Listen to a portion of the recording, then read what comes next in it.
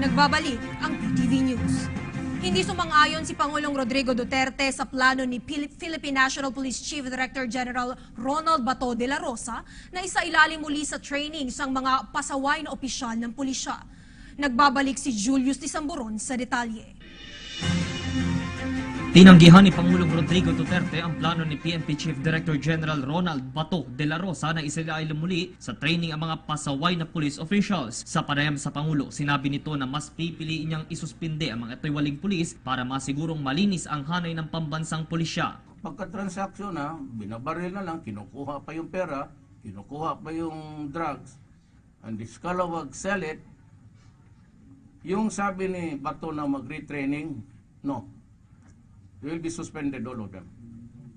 Tapos mag-report sila dyan sa Malacanang. Dyan sa opisina ko. Magtindig sila lahat dyan until I decide what to do with them.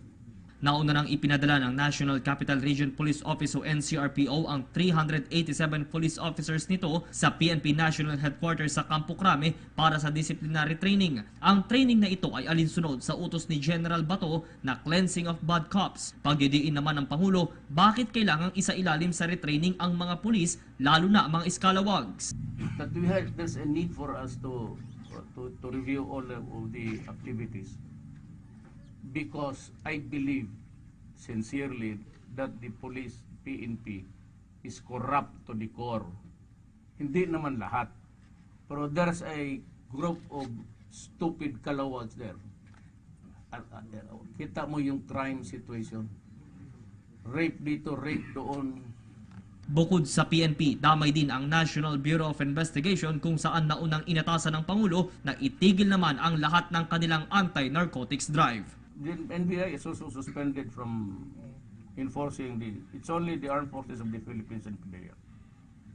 I have yet to make the whatever executive order because right now the armed forces of the Philippines is in because I declared state of lawlessness. Hindi ito Presidente taga Manila na bali ha. Ibahin nito. Hindi ako yung mga pitsugi na pinipili ng taga Maynila. So saan ang belligerency dyan? And they are burning equipments of companies who refuse to pay revolutionary taxes. They have wreaked havoc in the economy.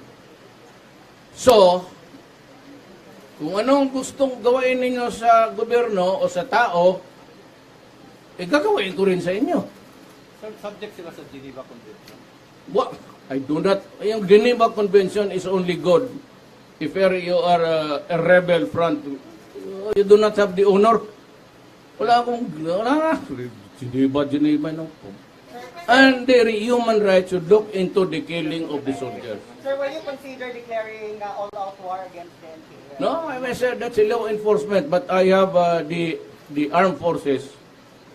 They are considered terrorists. Legitimate, ano yan? No. Law enforcement lang against terrorists. Period. Sir, panawagan niyo sa taong bayan ng Pilipinas. Well, I said mamili kayo. Maniwala kayo sa komunista which has been fighting government for 50 years. I went out of my way, sometimes being humbled when they retort to insulting remarks. Nilulok ko yan because I wanted to end a 50-year-old war.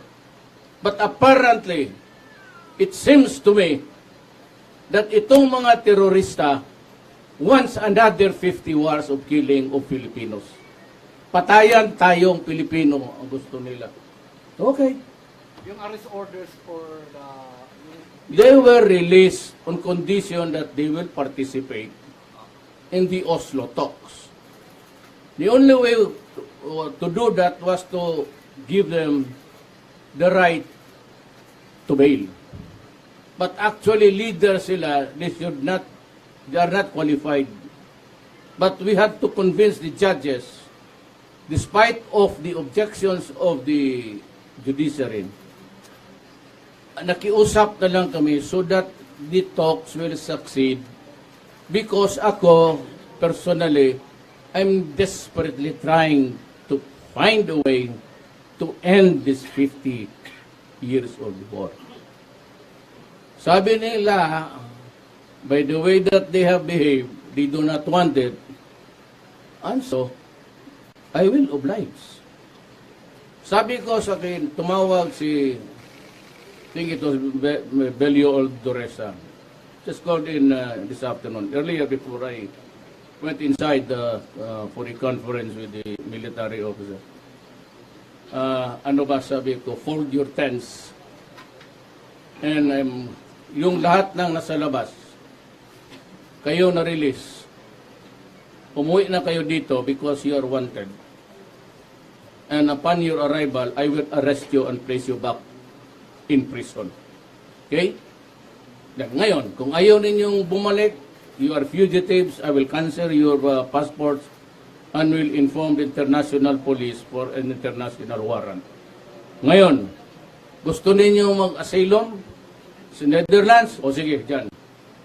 Because you know, the most ignominious that can happen to a Filipino is to die in somebody else's country.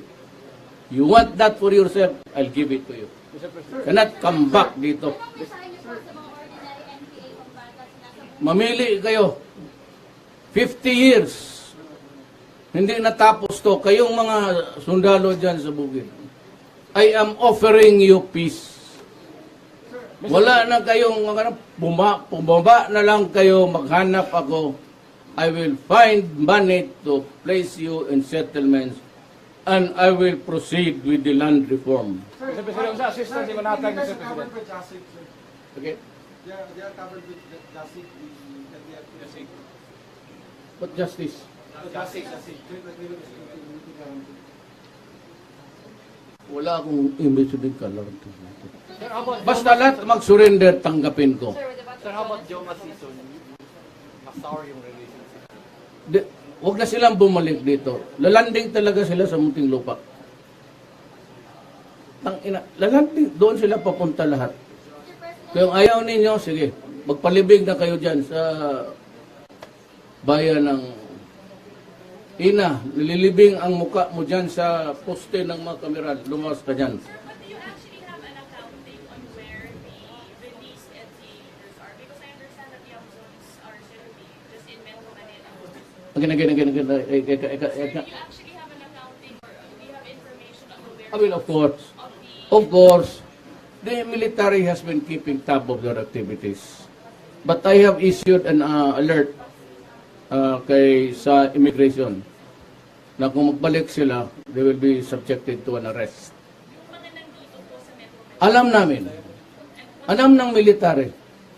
Alam namin kung sino yung mga leader, mga France, and I know, I do not want a bloody thing, but if they choose to do it, fine.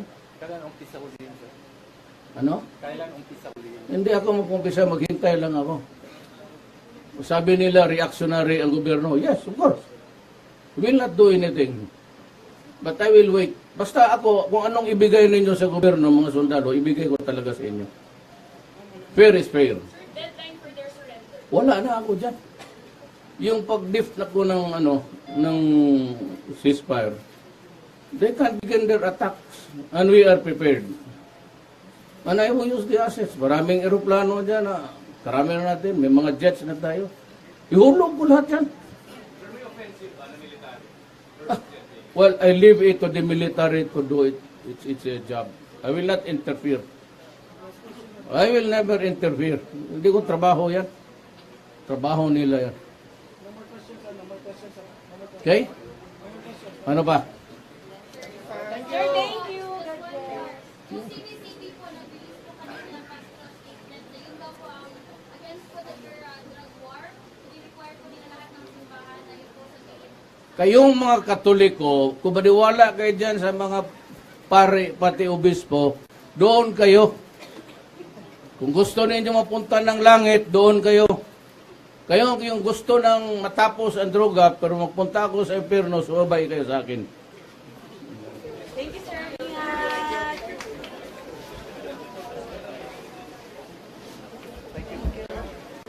Basta konsensya. Hindi maganda doon. Strong words. Wala mo lang ano.